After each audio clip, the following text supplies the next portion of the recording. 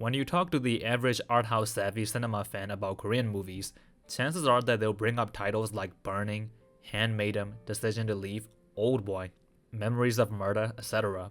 And these are all tremendous movies that I have seen, but I can't help but feel like the artsy film bros view of Korean cinema can be a bit shallow and skewed. At the risk of sounding like a pretentious elitist geek, I studied Korean many years ago purely because I love the movie The Man from Nowhere so much, so I'd like to say that I am at least somewhat qualified to speak on this. The aforementioned more experimental, trippy, and art house adjacent films aren't really all that common or hot domestically in South Korea, besides in the indie scene. There's kind of a disconnect there. Let's look at something like the movie New World, a mega hit in South Korea, but a lot of like the letterboxd film bros haven't seen it, especially over something like Decision to Leave or Old Boy, which again are both films that I enjoy. But enough of my rant, you get the idea.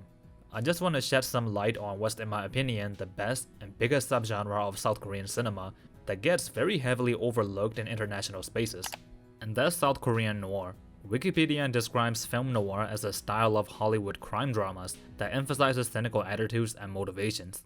The 1940s and 1950s are generally regarded as the classic period of American film noir. Film noir of this era is associated with a low-key, black and white visual style that had roots in German expressionist cinematography. South Korea's noir has plenty of overlap with this definition of the genre, but also some major differences I'd say. For example, South Korea's noir is full-on gangsta, mafia, and organized crime stuff. It's almost always that, as opposed to the old LA detective with a bucket hat kind of noir, and is often incredibly violent. Traditional Western noir films may be more well defined by a subtle seeping feeling of dread and darkness. South Korean noir, on the other hand, features that too, but also really explosive, in-your-face violence. And these are the features that really make it a fascinating subgenre to watch. So in this video today, I'll be introducing some of my favorite movies and series to emerge from this genre, and what I consider to be the must-watches of SK Noir. But before that, let me go on another really quick rant. This video is not meant to put South Korean noir on a pedestal, by the way. I think, in the grand scheme of things, the genre is very underrated, and as a whole is pretty strong. Especially for new viewers, when you get into something for the first time, and you're able to just watch like 10 or so great films consecutively, you can really think, wow, Asian cinema is flawless, but that's not the case obviously. There have absolutely been some duds to come out of South Korean noir, some of them with really all-star lineups too. I say this because I've seen like plenty of really strict critics and reviewers on YouTube and other platforms all of a sudden just cradle Japanese and Korean films just because they're East Asian, and it's really corny. But anyways, let's get on with the video. Here are some really well-known as well as really obscure Korean noir movies and noir series that I think are best suited for new viewers and people trying to get into the genre. Number 1, The Man from Nowhere. I'm gonna start off with one of the most well-known movies of this genre, and one that really pushed the envelope forward, I'd say. The Man from Nowhere stars Won Bin and the late Kim Se-ron, rest in peace, and is about a retired special agent who goes on a mission to rescue his only friend, the daughter of a drug smuggler who got caught up in her mother's actions. I think everyone should see this movie just so it can get its credit as one of the earliest, if not the earliest script, to do some of the tropes that were later popularized by more well-known titles. Think about John Wick, the edgy, tormented badass hero, and think about The Last of Us, the badass father who lost his daughter, bonding with a young girl that he kinda sees his daughter in. Nowadays those tropes have been beaten to death, and we're kinda tired of it. But before all of those mega viral works, and hundreds of their clones, it was The Man from Nowhere that did it first, and very competently too. The movie has a very strong emotional core, with some really iconic fight scenes as well, which you should see with the full context of the movie to really get the emotional impact. Number 2, A Bittersweet Life. This is an even earlier title than The Man from Nowhere. This movie and some of its contemporaries are like the baby steps of modern noir. A Bittersweet Life is directed by Kim Ji-won, who also directed I Saw the Devil. It is about a gangster named Kim Sonu, who was ordered by his boss to keep tabs on his mistress. But Sonu starts to catch feelings for the girl, and it kicks off a violent chain of events.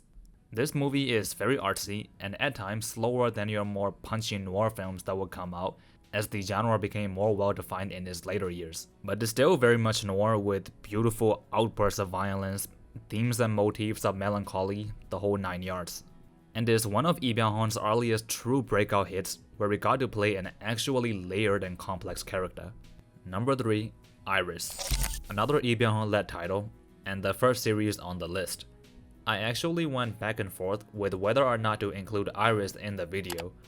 I'd say Iris is about 75% noir, but regardless, Iris is such a culturally significant cornerstone of Korean TV and Lee Byung-hun's career in general, so I went through with it. It was a massive and never-seen-before hit in the 2000s that really pushed the envelope forward for Korean dramas and just entertainment in general. The story is about two best friends, Kim Hyun-joo and Jin Sa-woo, who enter the National Security Service together, but are then recruited into a secret organization called Iris. Once inside Iris, the two Swan brothers go through extremely brutal and unforgiving circumstances that change the courses of their lives in ways that they could have never expected. To me, the most impressive thing about Iris is how ahead of its time it was, from a writing perspective. Even though it's been over 10 years, the story beats and the pretty extreme directions they take with the characters are still very relevant. You watch the show, and it feels like a critically acclaimed modern seinen manga, not a K-drama series from the late 2000s. But with that being said, at the time, Iris still had to cater to the K-drama kind of crowd, so some of the forced plot twists and constantly focusing on the romance angle do lead to some pretty aggressive jumping the shark moments, especially towards the end, you've been warned. But all in all, it is really strong. Iris is like a noir movie, cross-pollinating with a shonen anime, and is very fascinating to watch. You have the epic brotherhood, betrayal, and reunion themes. You have the Naruto-ish love triangle shenanigans, but then unlike a shonen anime, Iris put its characters through shockingly violent and cruel ordeals that are pretty much the bread and butter of noir. Number 4, Friend. Now we're really getting to the mega hits of the genre. Friend is often credited as the moment noir became a respectable, serious genre. Friend depicts the gang life and people who choose to go down that path in a very human and complex way. It delves very deeply into how family and friendship dynamics can shift when someone becomes a criminal. Nowadays, that might not be anything special anymore.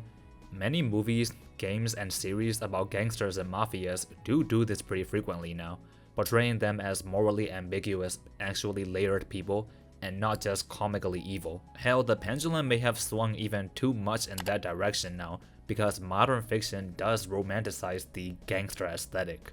But at that point in time, the angle that Friend took with portraying its characters was groundbreaking.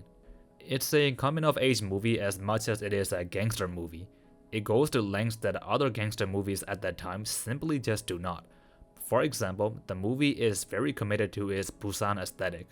The dialect, the customs, the location, it adds a very intimate and tender flair to it, instead of approaching it like this macho, fist-pumping dude bro movie.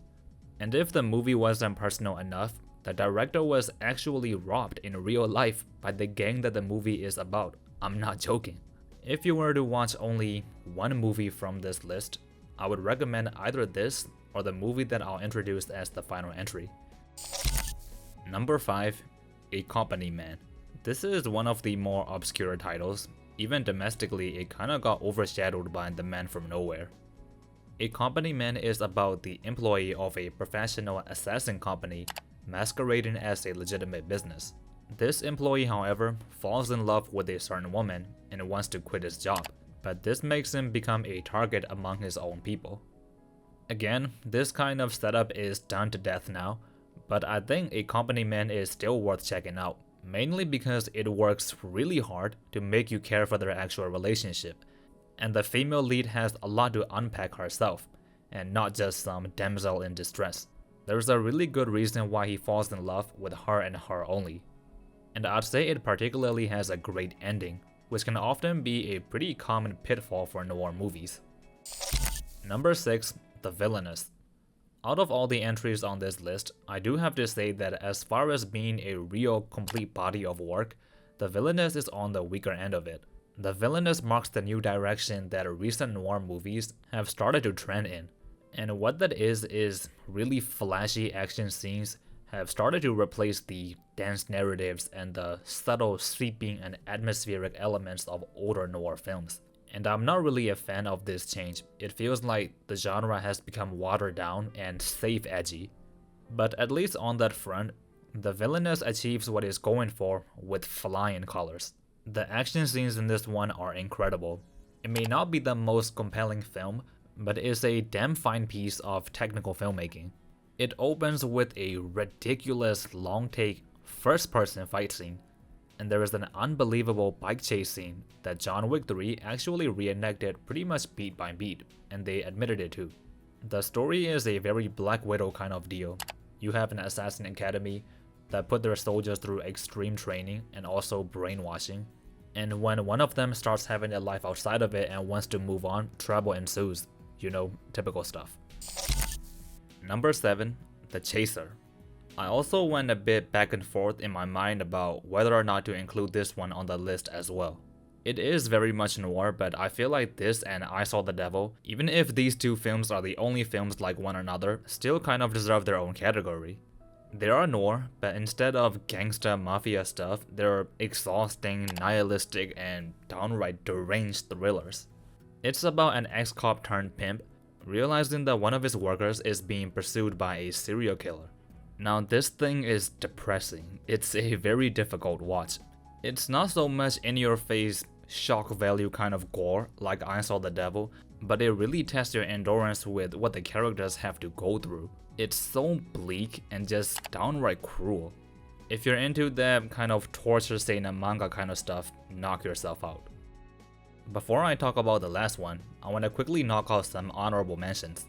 Now keep in mind, some of these honorable mentions could very well be better than or more iconic than some of the ones on the list. Some of them aren't on the list because for one reason or another I just haven't finished them yet. Evil Life, The Yellow Sea, Cold Eyes, Inside Man, Asura, Veteran, and The Unjust.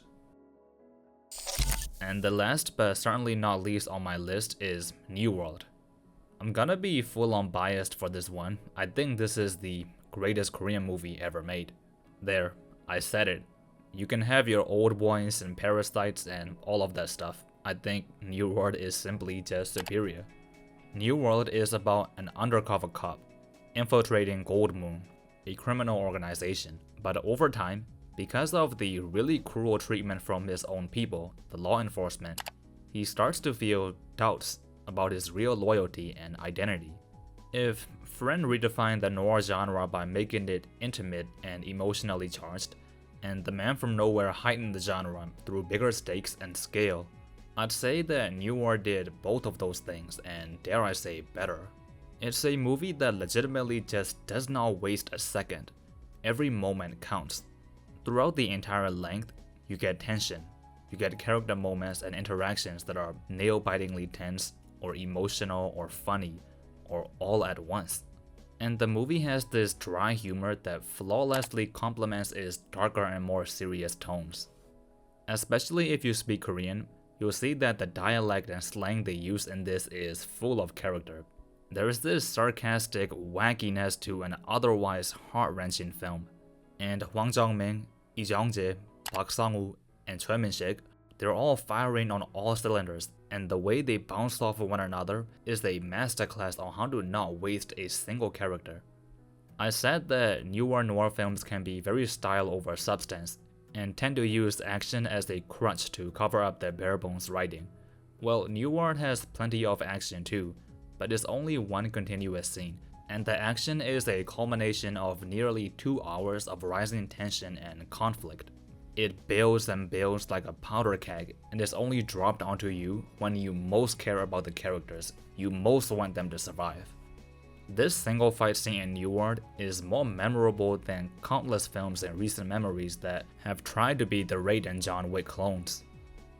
Korean noir as a genre is attractive because of its quote-unquote rebellious themes. It challenges social norms, and essentially it's something you watch when you want to see gangsters be cool and cops be lame. But let's not put the genre on a pedestal. That's actually very easy to do. It's easy to make the guy in the suit the cool guy, especially so if you put young and good looking actors in them, which is another crutch that recent Korean films have really started to spam. But if you look at New World, all the lead characters are at least 40. They rely on no gimmicks, nothing but Shakespearean operatic drama. It's a movie that legitimately just manages to hit on all the right notes. It feels so complete in ways that no movie was able to do before its arrival, and hasn't been able to do since. As of 2025, A New World 2 and 3 are still somehow in production hell, and I wouldn't expect a sequel at this point, but even if it never comes out, man, what a generational movie. Alright, this sums up my video exploring the gems of the Korean noir genre. I'm pretty sure I left out some notable titles, so feel free to fill them in the comments. My name is Edward Takeshi. I make videos on manga, anime, and pro wrestling, or movies like this one sometimes. Just storytelling in general. Thanks for watching, and peace.